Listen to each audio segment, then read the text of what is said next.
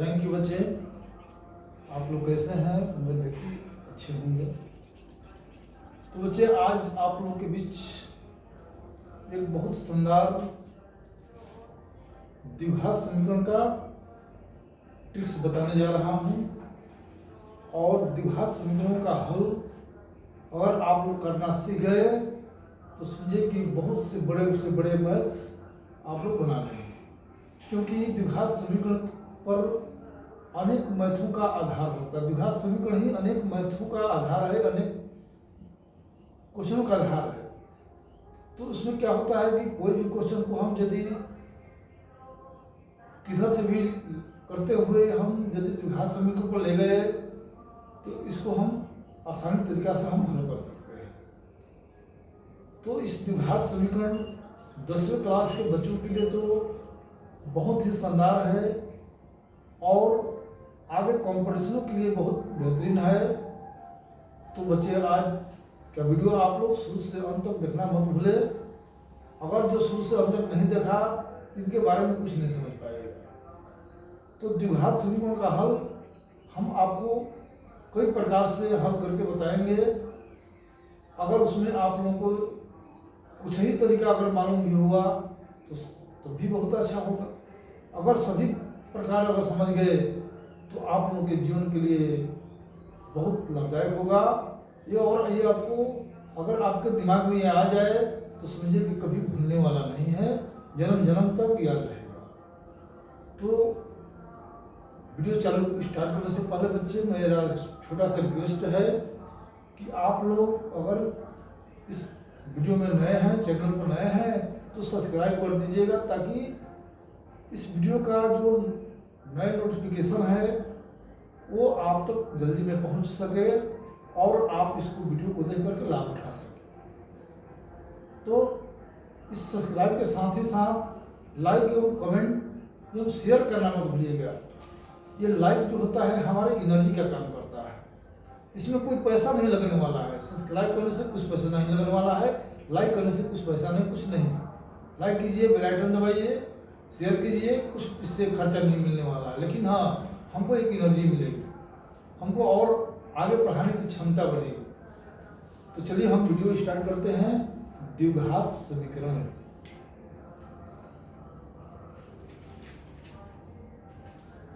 तो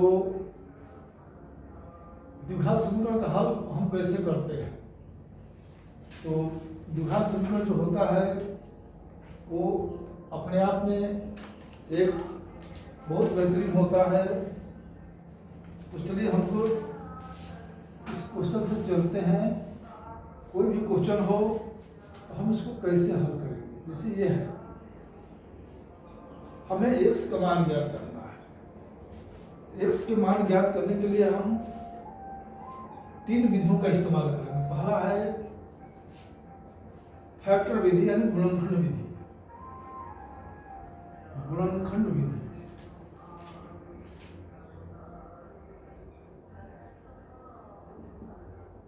तो गुणनखंड विधि हम देखते हैं कि गुणनखंड विधि क्या है। तो हमने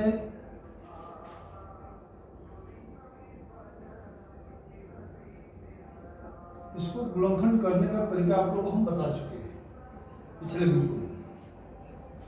देखिए कैसे गुणनखंड होता है। गुणनखंड करने के लिए आपको ये देखना है कि इस बीच वाले मध्य वाले पद को 2 भागों में बांटना है, और दोनों भाग को बांटने के लिए 2 शर्त है। पहला शर्त है कि दोनों भागों को जोड़ने पर इतना ही आना चाहिए, और गुणा करने पर, जोड़ने पर या घटाने पर इतना आना चाहिए, और गुणा करने पर इन दोनों के बराबर। और एक बात और खास ध्यान देना है आप लोगों को कि जब इसके लास्ट वाले पद के का चिन्ह अगर माइनस हो तो समझिए कि ये घटाने पाएगा। अगर लास्ट वाले पद का चिन्ह प्लस है तो जोड़ने पाएगा। तो अभी हम लोग देख रहे हैं कि बीच वाले पद को 2 टुकड़ा ऐसे करना है कि दोनों टुकड़ा को जोड़ने पर इतना आना चाहिए और गुणा करने पर इतना आना चाहिए, घटाने पर इतना आना चाहिए, क्योंकि यहाँ माइनस है तो घटाने पर ही आएगा। घटाने पर या जोड़ने पर मैंने कोई ध्यान देना, लेकिन यहाँ पर जैसे ही माइनस दिखाई देगा तो समझिए कि घटा नहीं पाएगा। तो इसके लिए हम इस मध्य पद को तोड़ने के लिए दो रास्ता। फर्स्ट हमारा काम है, फर्स्ट स्टेप, पहला काम है कि पहला पद और अंतिम पद से गुणा करके यहाँ लिख दीजिए। तो प्लस अभी चिन्ह पर भी ध्यान देना है, प्लस और माइनस में गुणा होगा तो माइनस और 5 दूनी 10, 10x²। अब इस 10 जो अंक 10 है उस 10 का गुणनखंड कर लेंगे।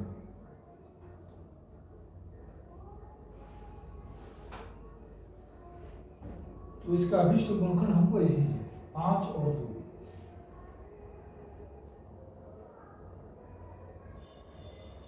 तो 5 और 2 का जब गुणनखंड करते हैं तो ये तो 10 हो गया, लेकिन अब 10 इसमें दो भाग हम करेंगे। यदि 5 में से 2 घटाते हैं, जोड़ते हैं तभी 7 हो रहा है, और घटाते हैं तभी। चलिए इसके लिए हम पूर्ण क्वेश्चन लेकर चलते हैं। पूर्ण ला जो पूर्णतः इसका आंसर आ जाए, ये अपूर्ण ला है। पूर्णतः लाने के लिए आप लोगों को हम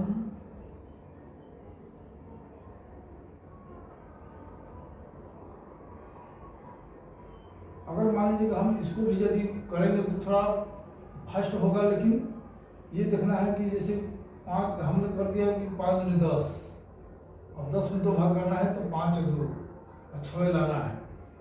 तो हम एक पूर्ण क्वेश्चन बताते हैं इसके लिए।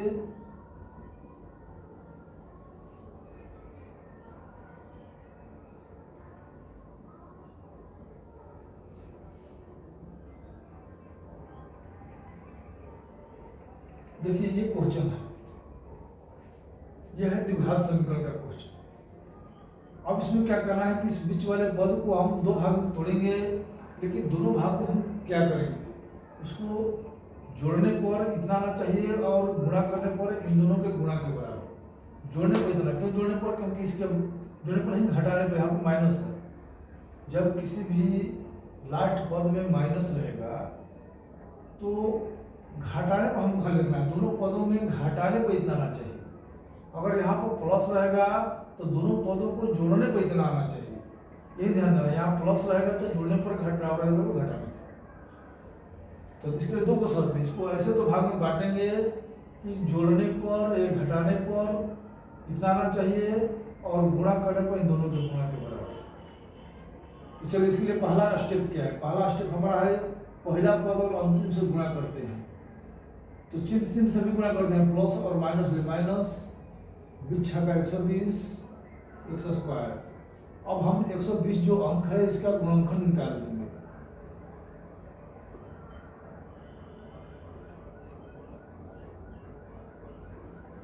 अब इतना ही टुकड़ा आ गया, 2 गुणे 2 गुणे 3 गुणे 5। अब इसको हम 2 भाग में, ऐसे 2 भाग में करेंगे कि दोनों भाग में से किसी एक में से दूसरे को घटाने पर इतना चाहिए, क्योंकि यहाँ पर घटाव है तो घटाने पर खाली सोचना है। तो 2 दूनी 4 दूनी 8, इनको हम एक साथ ले लेंगे, 5 3 15, इनको एक साथ ले लेंगे, यानी 5 गुणे 3। इसी मान लीजिए इसका गुणनखंड आ गया 2 गुणे 2 गुणे 2 गुणे 3 गुणे 5। तो हम इसको दोनों को एक साथ, इसको हम एक साथ ले लेंगे।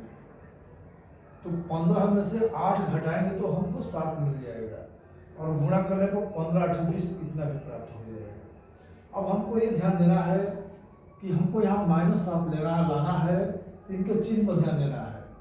अगर इसका हम माइनस देते हैं, इसका प्लस देते हैं, तो 15 में से 8 घटेगा तो आंसर जो आएगा वो +7 आएगा, जो हमारे क्वेश्चन को पूर्ति नहीं कर रहा है। तो इस प्रकार हम यहाँ पर फिर इसको चेंज कर देंगे, इसको माइनस कर देंगे, इसको प्लस कर देंगे। तो 15 में से 8 घटाएंगे तो अब यहाँ पर हमारा -7 आ जाएगा। जब हम 2 भाग कर लेंगे तो अब उनको चिन्ह पर ध्यान देना है।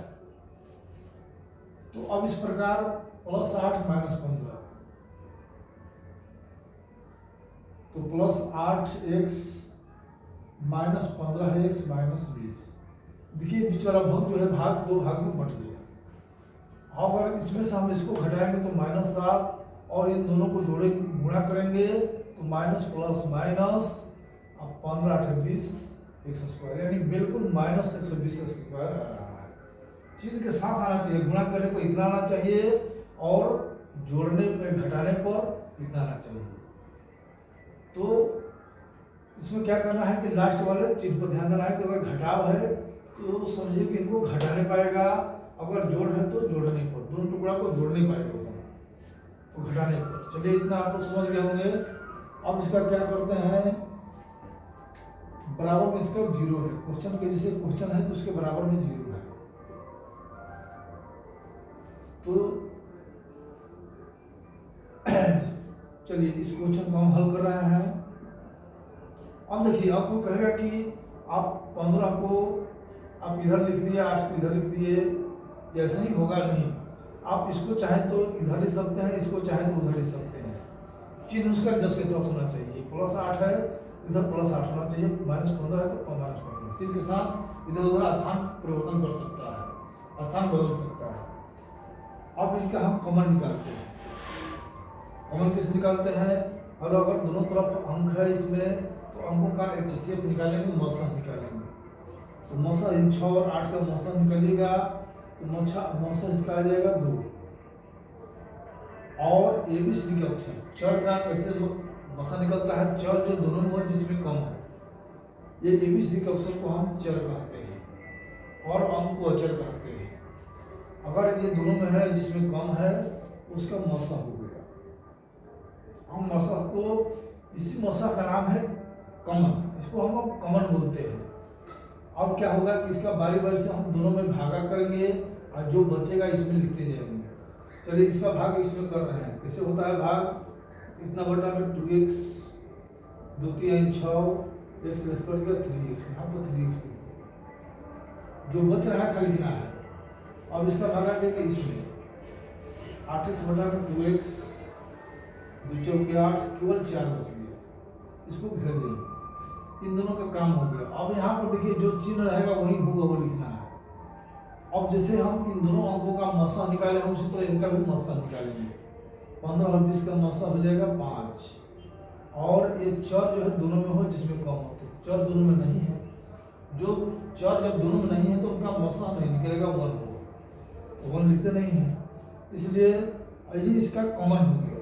अब कॉमन हो गया तो इस कॉमन का बारी बारी से दोनों में भागा, जैसे इनका हम बारी बारी से दोनों में भागा दिए हैं, जो आया है लिख दिए हैं, उस तरह इनका भी बारी बारी से दोनों में भागा देंगे, जो बचेगा लिख देंगे। तो -15x में -5 का भागा देंगे तो -1 कर जाएगा, 15 3x। फिर इसका भागा इसमें देंगे चिन्ह के साथ, फिर -20 में -5 का भागा देंगे तो -5 कर जाएगा, 25 के 20, तो +4 आ गया। इस प्रकार हमें गुणनखंड की पहचान क्या है, तो गुणनखंड का पहचान है कि ये दोनों अंक और चिन्ह, ये दोनों अंक और चिन्ह बिल्कुल समान आना चाहिए। अगर दोनों बिल्कुल समान आ गया तो समझिए कि आपका गुणनखंड बिल्कुल सही है। तब इसके जो कॉमन है 2x और इसके कॉमन 5 एक साथ है, और इन दोनों में से कोई एक बराबर 0। अब हमें देखना है कि इन दोनों के इंटू है, दोनों के बीच में गुणा का चिन्ह है और फिर भी कह रहा है 0। तो कोई भी गुणा में गुणा का मान 0 कब होता है, जब उन गुणाओं में कोई एक पद 0 हो। तो इसमें कोई ना कोई एक पद 0 है, कौन 0 है नहीं मालूम है, इसलिए क्या करते हैं कि बारी बारी से 2x - 5 बराबर 0, इधर 3x - 4 बराबर 0, इधर हो गया 2x बराबर -5 जाएगा तो 5, इसलिए x बराबर तो 5/2, इधर 3x - 4 बराबर 0, तो 3x बराबर 4, x बराबर 4/3। इस प्रकार हमें x के दुगने आंसर प्राप्त हुआ, 5/2 and 4/3। और यही आंसर अब हम दूसरे विधि से, यानी यह है गुणनखंड विधि ना, यह है गुणनखंड विधि से। चलिए अब गुणनखंड विधि से हम लोग ये सीख लिए यही क्वेश्चन यानी 6x स्क्वायर वाला। चलिए इसी क्वेश्चन को फिर हम दूसरे तरीका से चलते हैं।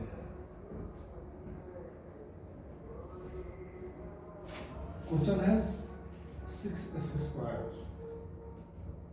माइनस 7x और दूसरी विधि का नाम है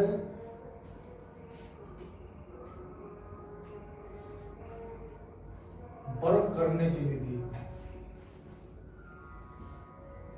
अब इसको हम पूर्ण वर्ग की विधि से, इसका नाम है पूर्ण वर्ग करने की विधि से, इसको हम पूर्ण वर्ग के द्वारा हम इसका आंसर कैसे लाएंगे। पूर्ण वर्ग ये कोई परीक्षाओं में कई कंपटीशनों में ये इस तरह का क्वेश्चन पूछा है। ऐसे बोर्ड की परीक्षा में तो हमेशा ही देता रहता है, कभी पूर्ण वर्ग के द्वारा दे देगा, कभी गुणनखंड के द्वारा दे देगा। तो अब देखिए मान लीजिए गुणनखंड के द्वारा देगा तो गुणनखंड निकल जाएगा, लेकिन जैसे ही ये पूर्ण वर्ग के कहेगा कि पूर्ण वर्ग की विधि से इसमें x का मान ज्ञात करें, तो हम कैसे ज्ञात करेंगे, वही क्वेश्चन है। तो इसमें हम क्या करते हैं कि इसमें हमारा काम है कि जो पहला पद है यहाँ से इसको पूर्ण अंक करना है, या तो 6 को की संख्या में गुणा करेंगे पूर्ण हो जाए, और नहीं तो यह 6 को हम हटा देंगे। यहाँ पर जो अंक होगा या तो उसको हटा देंगे या उस अंक में ऐसी अंक ले गुणा करेंगे, ऐसी संख्या ले गुणा करेंगे कि पूर्ण अंक बन जाए, वो पूर्ण वर्ग बन जाए। तो 6 को चलो 6 की 36 हम 6 ले गुणा करेंगे तभी हो जाएगा, और नहीं तो 6 से भाग करेंगे तभी हो जाएगा। चलिए हम गुणा करके देखते हैं। इसमें हम 6 से गुणा कर रहे हैं क्योंकि इसको पूर्ण वर्ग बनाना है। तो 6 का 36, 6 7 42, 20 6 का 20 से पूर्ण वर्ग बना दिए इसको। ये 36 का स्क्वायर है तो ये हो गया 6x स्क्वायर हो गया, यानी a का मान मालूम हो गया। तो a का मान मालूम हो गया तो a स्क्वायर फॉर्मूला होता है किसका, तो a माइनस बी का होल स्क्वायर होता है a square minus 2ab plus B square. इसी का प्लस वाला होता है a प्लस बी का whole square a square plus 2ab plus B square. तो हम चलते हैं यहाँ पर माइनस है तो माइनस का फॉर्मूला चलेगा, a स्क्वायर माइनस 2 गुणे a, लेकिन अब b नहीं मालूम है तो b कैसे मालूम होगा, तो इन दोनों से गुणा करेंगे, 6 दूनी 12, 2a और हमको लाना है, यहाँ पर आ गया है 42, 42।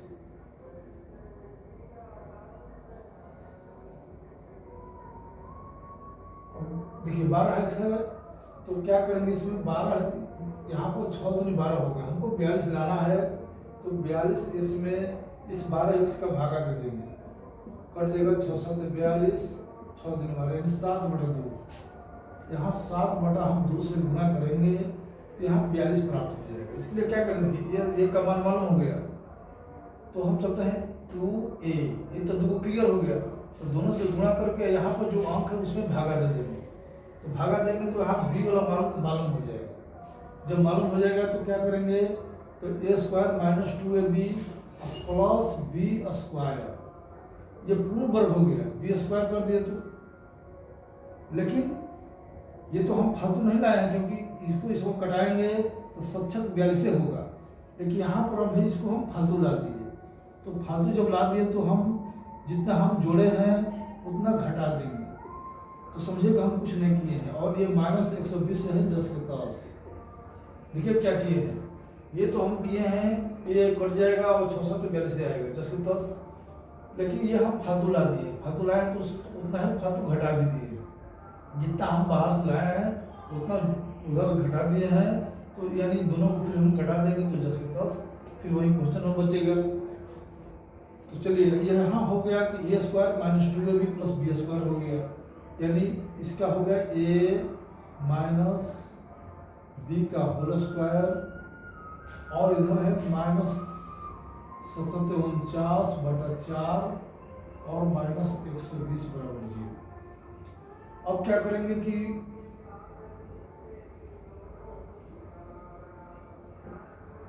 अब इधर इन दोनों को हम उस साइड कर देते हैं, तो जब दोनों उधर उस साइड में जाएगा तो प्लस में हो जाएगा, दोनों यहाँ माइनस में है, चिन्ह बदल जाता है।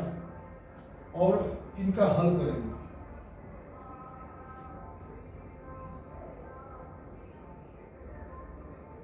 तो 4 के भगा 4 में एक बार में 1 से 49 से 49 और 4 के भगा 20 में बच्चों का 48 4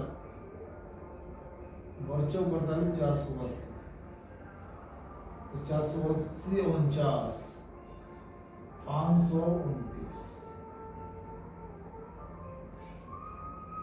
तो 529 बटा में 4।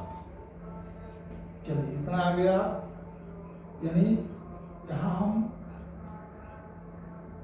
कितने स्टेप से पहुंचे जा रहे हैं?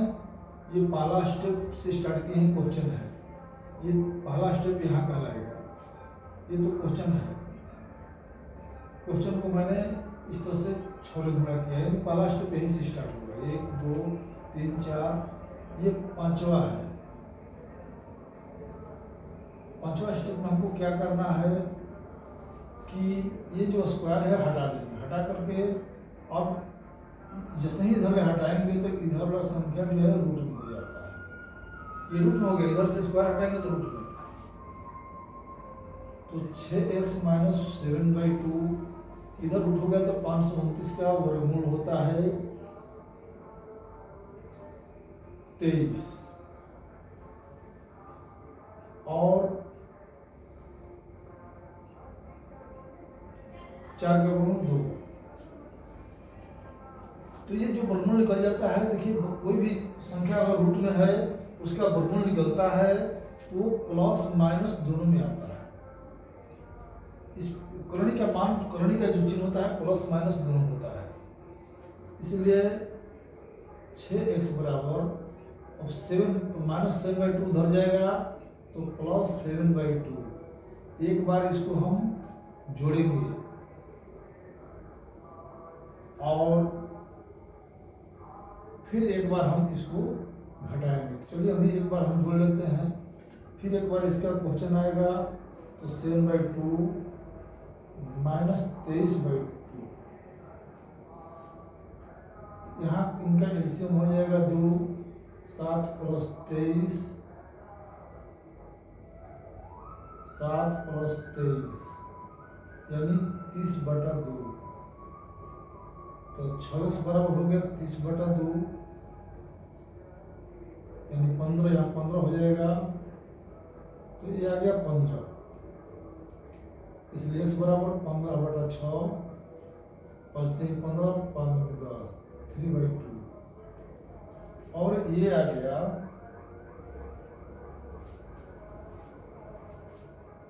7 माइनस 23/2, इसलिए 26 बराबर 7 में 23 घटेगा माइनस 16, 2 8 16, इसलिए x बराबर माइनस 8/2 यानी 2×8 माइनस 4। चलिए इधर इसका आंसर इसका भी आ गया। वहां पर देखिए हमारा 3/2 और x का मान -4। यह है पूर्ण वर्ग करने की विधि है। चलिए अगला हम मेथड सीखते हैं।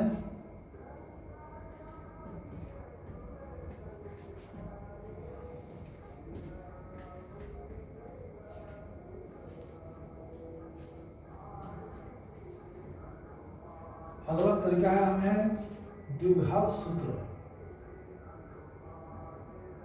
द्विघात सूत्र से हम इनका हल कैसे करेंगे? देखिए द्विघात सूत्र में है, उसमें सबसे पैमाना होता है, ये हमेशा आपको लोग को याद करना है। इसमें क्या होता है, पहला जो पद है वो a का मान कहलाता है, यानी x² के बगल में जो है वो a का मान, x के बगल में है b के मान, और जो अंक रहता है c के मान। x² जहाँ भी हो, ये नहीं कि अगर यहाँ अगर इसको हम बीच में भी डाल दें, कहीं भी रखें, अंक को कहीं भी रखें, तो x² जो होता है वर्ग वाला जो होता है वो a का मान होता है, उसके बगल में जो अंक होता है a के मान, x के बगल में जो अंक होता है b के मान, और जो केवल अंक होता है, केवल अचर पद होता है, उसको c के मान।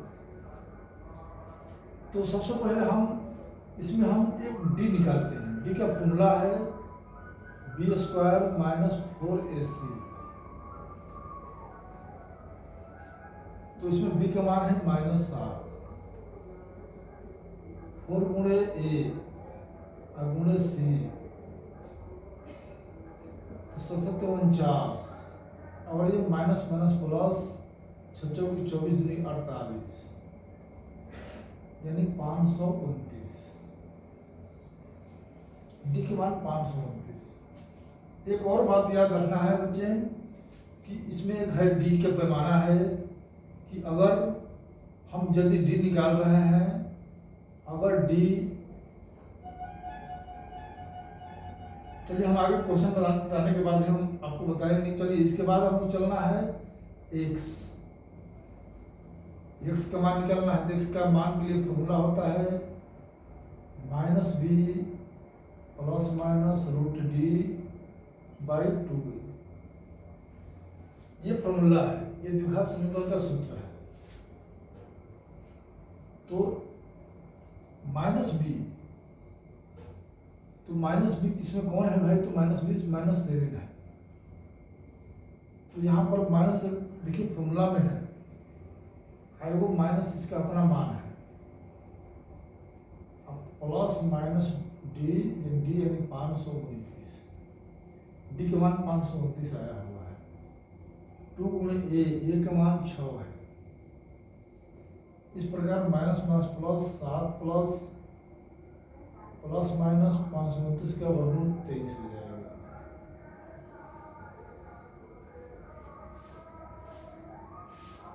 बटा में 12, तो यह प्लस है माइनस है, यानी x का इसमें 2 आंसर हो गया। 7 प्लस 23 बटा में 12, और किधर हो गया 7 माइनस 23 बटा में 12।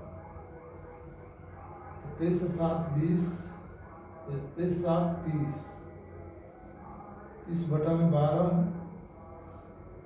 और 23 में 7 घट गया 16 बटा में 12। तो 4 को 16, 4 12, और ये 6 5 30, 6 12। तो हमारा आंसर यहाँ पर 5/2 और -4/3। तो इस तरह से हम एक ही क्वेश्चन को 3 तरीका से हल किए। और अब इसमें हमको ध्यान देना है कि सबसे मेन फॉर्मूला इसमें क्या है।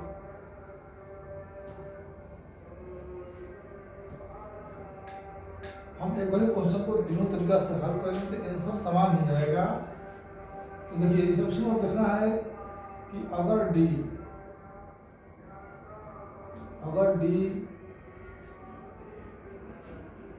0 से छोटा है, अगर d 0 से छोटा हो तो शून्य अर्थात मूल, ये जो अभी आंसर जो आया है उसका नाम है मूल या शून्य। शून्य या मूल वास्तविक नहीं होता है।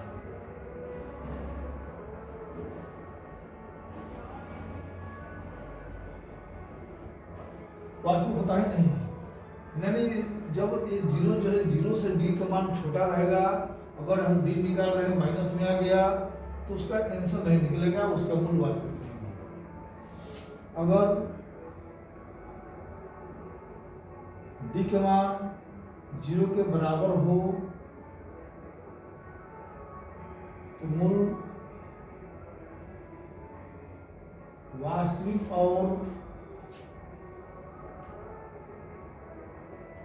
असमान होता है।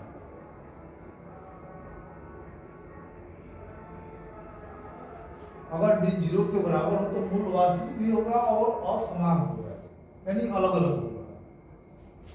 अगर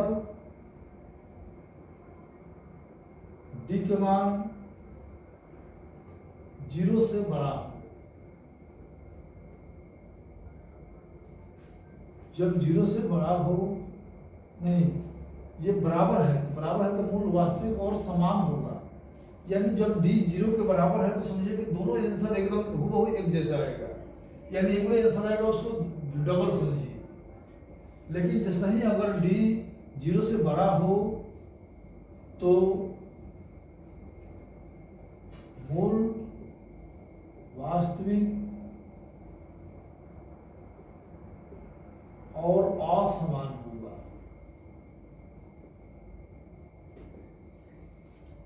ये तीनों फॉर्मूला बच्चे अगर याद रहेगा तो इस तरह का क्वेश्चन कभी भी गलती नहीं हो सकता है।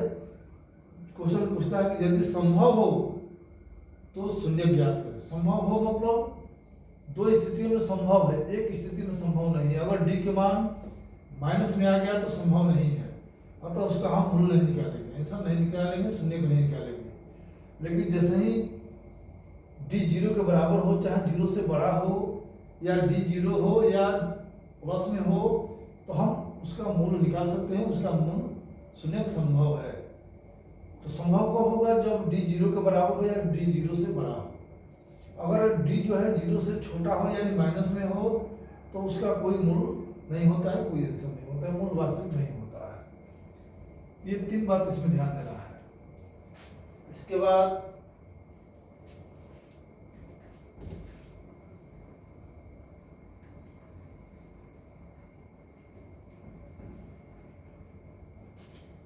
अब हमें ये ज्ञात करना है कि इस तरह से क्वेश्चन दे देगा और कहेगा कि मूलों का योग यानी शून्यकों का योग निकालिए।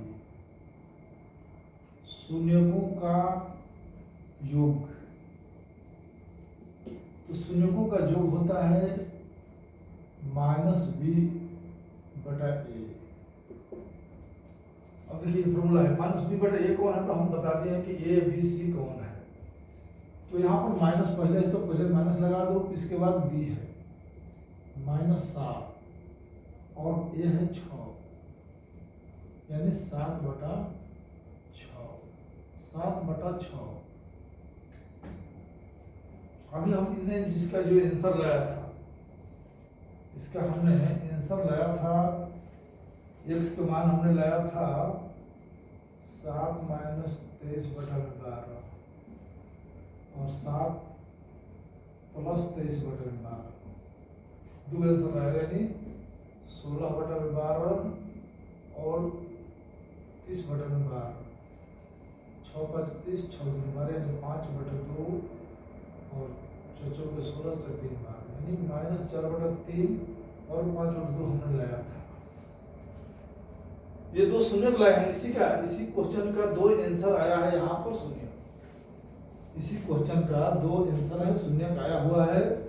तो बच्चे अब आपको देखना है कि हमने शून्यकों का योग तो बहुत ट्रिकली विधि से निकाल लिया, -b/a 7/6। अब हम देखते हैं कि क्या ये सत्य है। ये दोनों शून्य को जोड़कर देखते हैं इसका, क्योंकि शून्य भी मालूम है। अगर हम जोड़ते हैं -4/3 + 5/2 तो एलसीएम हो जाएगा 6, तो 3 दूनी 6, 4 दूनी 8, 2 3 6, 5 3 15, यानी 15 में से 8 हट गया 7/6। बिल्कुल सत्य हो रहा है। अब देखो आंसर निकालने के बाद वो शून्य को जोड़ना है, और हम बिना आंसर निकाले हुए अगर हम शून्यकों का योग निकालना चाहेंगे तो -b/a यानी -7/6 इधर शून्यकों को जोड़ते हैं तभी 7/6, ऐसे भी निकालते हैं तो 7/6। इस तरह से ये ट्रिकली विधि से है शून्यकों का योग। चलिए अब इसी शून्य को हम आगे बढ़ते हैं। शून्यकों का गुणनफल। शून्य यानी मूल और शून्य में कोई अंतर नहीं है। शून्यकों का गुणनफल, शून्यकों को हो या मूल को हो, दोनों एक ही चीज है। तो c/a, देखिए इसका भी ट्रिक है c/a। c/a मतलब c कौन है? ये c है। c का मान होता है 20 दिया हुआ है और a का मान 6 है, तो कट जाएगा 2 × 20 2 × 6 यानी -10/3। अब इधर देखते हैं कि दोनों का भाई यानी शून्यकों का गुणनफल, यहाँ पर -4 एगो आंसर है, एक शून्यक -4 है बटा 3 है और दूसरा शून्यक 5 बटा 2 है। तो ये भी इसको कटाते हैं तो 5 दूनी 10, 2 दूनी के 4, इस तरह से 5 गुना 10 आ गया और बटा 3। अतः इसके आंसर निकालने के बाद यदि आंसर दोनों आंसर से दोनों शून्य से गुणा करते हैं तो उतना ही आंसर आता है जो कि हम ट्रिपल विधि से शून्यकों का गुणनफल C बटा A से निकालते हैं तो उतना ही आंसर आता है। तो यह है ट्रिपल विधि। इस प्रकार बच्चे हम द्विघात समीकरण का हल निकालने के लिए 3 तरीका बताए, 3 मेथड। पहला है गुणनखंड विधि, दूसरा वर्ग करने की विधि और तीसरा है द्विघात समीकरण की विधि। और ये द्विघात समीकरण के आधार पर तो बहुत सारे क्वेश्चन बनते हैं। कोई क्वेश्चन अगर नहीं भी किसी से बनेगा किसी भी आधार पर, तो इसके आधार पर तो गारंटी है कि बन जाएगा। इसलिए इस आधार को जानना जरूरी है द्विघात समीकरण को, ये बहुत इंपॉर्टेंट है।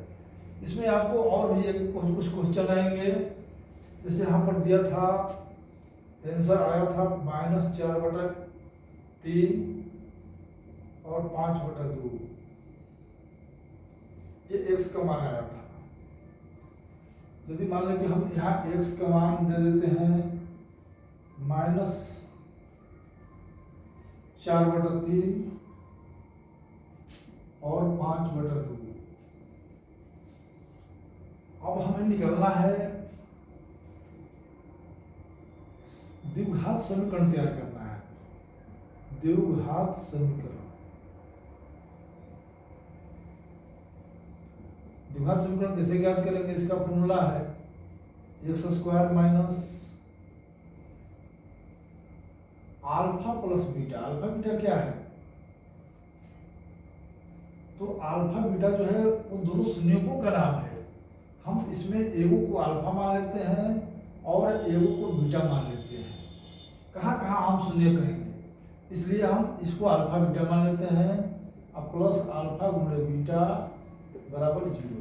यानी बहुपद जो हम आंसर जिसका हम आंसर लाए हैं जिस क्वेश्चन का, जैसे क्वेश्चन कौन था क्वेश्चन भाई? तो क्वेश्चन था 6x² माइनस 7x माइनस 120 था।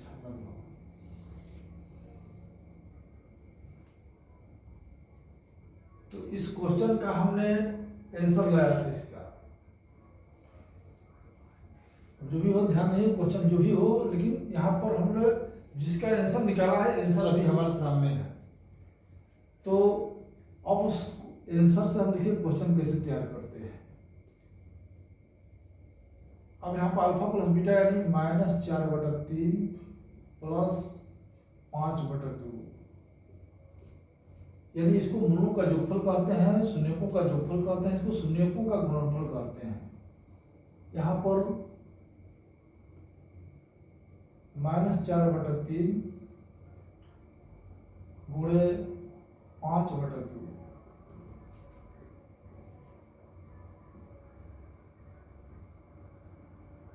इसका एलसीएम हो जाएगा 6 3 दूनी 6 माइनस 8 द्वितीय 6 5 3 15 और ये हो जाएगा 2 दूनी के 4 माइनस 10 बटा 3।